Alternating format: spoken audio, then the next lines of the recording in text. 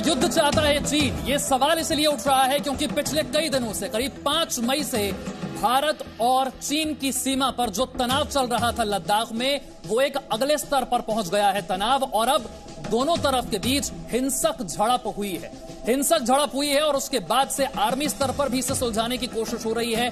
भारत में मीटिंग हुई है। कौन सी अहम मीटिंग हुई है, जरा जल्दी से आपको बता देते हैं। रक्षा मंत्री राजनाथ सिंह, विदेश मंत्री S Jaishankar, CDS general Bipin Rawat के साथ साथ तीनों सेना प्रमुख इस मीटिंग में शामिल थे।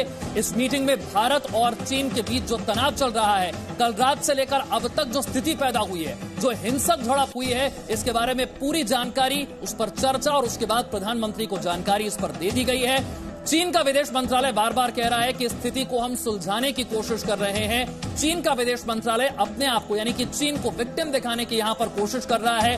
बार बार यह कहने की कोशिश कर रहा है कि भारत के सैनिक एलएसी पार करके उस तरफ आए। उन्होंने चीन के सैनिकों को भड़काने की कोशिश की है।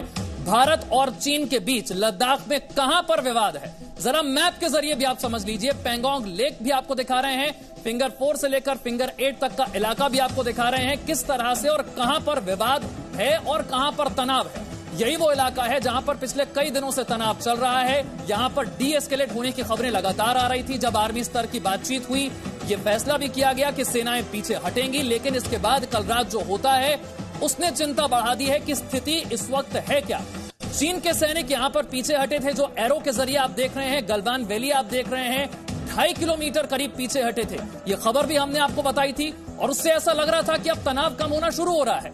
चीन के विदेश मंत्रालय की तरफ से कहा गया है कि राजनीतिक और सैन्य स्तर पर बातचीत हो रही है, विवाद सुलझाने की कोशिश हो रही है, लेकिन चीन यह भी कहता है कि 15 जून को भारत के सैनिकों ने सीमा का उल्लंघन किया। यह चीन का विदेश मंत्रालय, चीन की तरफ से यह दावा किया जा रहा है कि भारत के सैनिकों ने चीन के सैनिकों पर हमला किया, भारतीय सैनिकों ने चीन के सैनिकों को उकसाया। यह चीन के विदेश मंत्रालय की तरफ से कहा जा रहा है।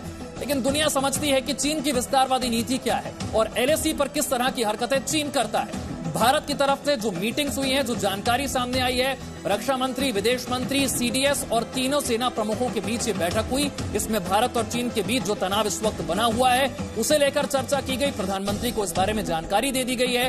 बार बार ये कहा जा रहा है कि आर्मी स्तर पर, सैन्य स्तर पर बातचीत हो रही है, पिछले कई दिनों से हो रही है और इसी के जरिए इस विवाद को सुलझाया भी जाएगा। चीन का विदेश मंत्रालय भी पिछले कई दिनों से यही बात कह रहा है कि शांति के जरिए, बातचीत के जरिए इस विवाद को सुलझाने की कोशिश की जा रही है। तो फिर सवाल है कि अगर बातचीत से यह मसला सुलझ सकता था तो फिर हिंसक झड़प की नौबत क्यों आती है।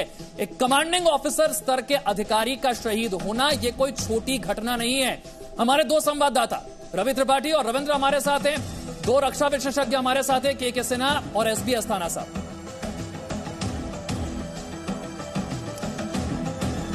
एसबी अस्थाना साहब, किसी कमांडिंग ऑफिसर स्तर के अधिकारी का शहीद होना यह कोई छोटी घटना नहीं है, साधारण घटना नहीं है। आखिर ऐसा क्या स्थिति पैदा हुई? आर्मी स्तर की बातचीत होते हुए, विदेश मंत्रालय के बार बार कहते हुए कि बातचीत से सुलझा लेंगे साहब, अचानक ऐसा क्या हो गया कि हिंसक झड़प की नौबत आ जाती है? देखिए, ये कमांडिंग ऑफिसर का शहीद होना ये छोटी बात नहीं है, इसमें कोई शक नहीं। और जाहिर है कि कफल का लेवल जो ये आपस में हाथापाई हुई है, इसका लेवल इस लेवल तक पहुंच गया कि ये नौबत आ गई कि एक कमांडिंग ऑफिसर, जो मेरे विचार से जाहिर है कि अपने ट्रुप को रोकने की कोशिश कर रहा होगा या बीच बचाव कर रहा होगा, उस हालत में उसका शहीद होना कोई छोटी बात नहीं है और ना ही इसको लाइटली लिया जा सकता है। इसको किसी हालत में लाइटली नहीं लिया जा सकता, ये सीरियस बात। जाहिर है कि इसी मुताबिक कुछ कैजुअलिटीज उस साइड भी हुई होगी और चीन की जो कैजुअलिटीज हैं वो भी, हालांकि वो लोग एग्जैक्ट फिगर नहीं मान रहे हैं। कुछ संवाददाता 5 के बारे में बता रहे हैं कि 5 मर गए और 10 का कैजुअलिटी हुई है, और कुछ ग्लोबल टाइम्स वाले जो हैं वो इसको थोड़ा सा वेग रख रहे हैं। लेकिन दोनों तरफ ये कहानी हुई है। अब सवाल इस चीज का है, अभी यहाँ से आगे जाने के लिए 2 रास्ते हैं।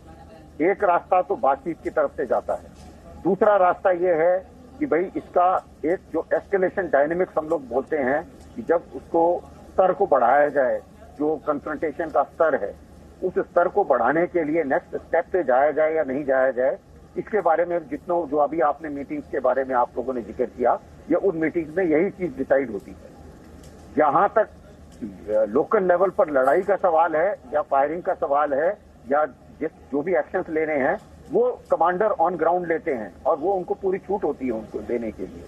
लेकिन जो ये डिक्लेरेशन ऑफ वॉर है या जब भी आप ये देखिए फर्क क्या होता है दोनों चीजों में, गोली फायर होना और गोली फायर नहीं होने में फर्क ये होता है कि जब भी एक प्रोजेक्टाइल चाहे वो बम है या गोली है एक तरफ से दूसरी तरफ चला जाता है वो एक डिक्लेरेशन ऑफ वॉर का सिग्नल माना जाता है। इसीलिए बार बार लोग गोली फायर हुई या नहीं हुई इसके बारे में बात करते रहते हैं। ये आपने अक्सर देखा होगा कि सारे डिफेंस एक्सपर्ट के मुंह से ये बात निकलती है क्योंकि इसको एक symbol of declaration of war माना जाता है। तो अभी डिक्लेरेशन ऑफ वॉर की स्थिति नहीं। अब बात आती है कि चीन क्या कर रहा है। चीन की इंक्रीमेंटल एनक्रोचमेंट स्ट्रेटेजी रही है जिसके ऊपर मैं विस्तार से बहुत जगह पूरे वर्ल्ड में लिख चुका हूं। इनका ये लोग क्या करते हैं, थोड़ी दूर आगे बैठ गए, अगर आगे वाला थोड़ा घबरा गया या आंख नीचे दबा गया तो वो इलाका हमारा हो गया। उसके बाद में फिर नेक्स्ट स्टेप में फिर और थोड़ा आगे जाके बैठ जाओ। ये इनका स्ट्रेटेजी है और इस स्ट्रेटेजी को रोकने का तरीका ये है कि जब भी ये आते हैं हमें फेस ऑफ करना है, हमें स्टैंड ऑफ करना है, हमें नजर नहीं झुकानी है।